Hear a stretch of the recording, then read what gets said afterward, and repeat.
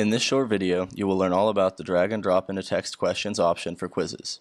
We already had a video about how to create a quiz, so now this video will look at specifically just the drag and drop into text question option.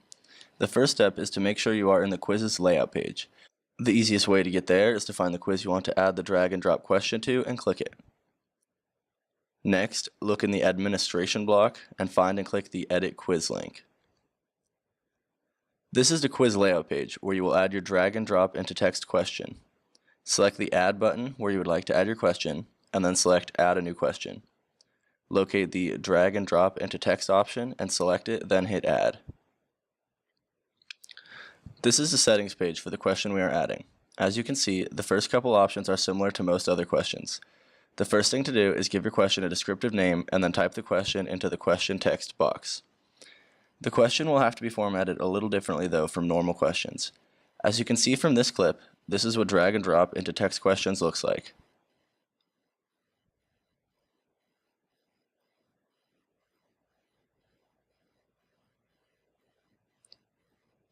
To designate where choices can be put, you will wrap a number in 2 square brackets.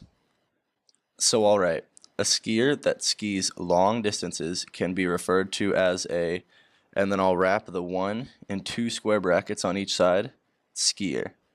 And I'll add a few more, so there's a couple options to add in. I'll also add skiers will often carry, and then I'll wrap a 2 in the square brackets, poles, and I'll add another one.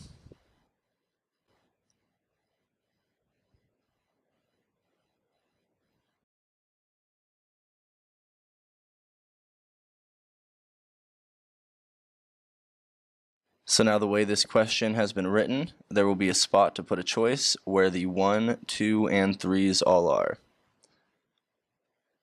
Now you can change the default points and add any general feedback you want your students to receive. The next tab is the Choices tab.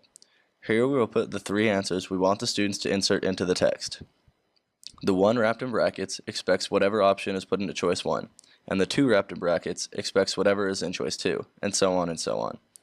So we will add our 3 choices, which are cross country, which corresponds with the 1, the word 2, which corresponds with our second one, and really good, which corresponds with the third option.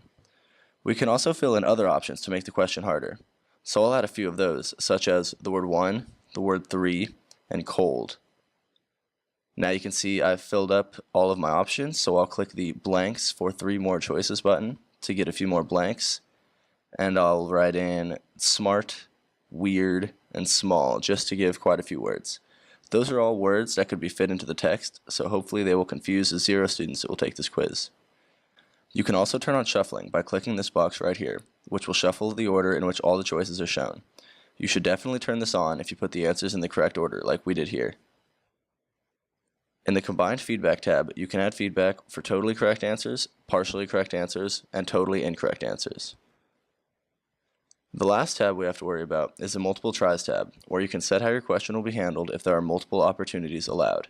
In this tab, you can set how many points are lost for each incorrect answer and also give hints. When you are satisfied with all your question settings, scroll to the bottom of the page and hit Save Changes. Now we're back at the quiz layout page where you can verify that your question is right where you wanted it. Our question is right here, so we'll just make sure that it works correctly by hitting the magnifying glass to preview it. Then I'll hit the Fill in Correct Responses button and ensure that my question turned out the way I intended it. That's all for drag and drop into text questions, and if you have any more questions, please visit the PolyLearn support website at polylearnsupport.calpoly.edu.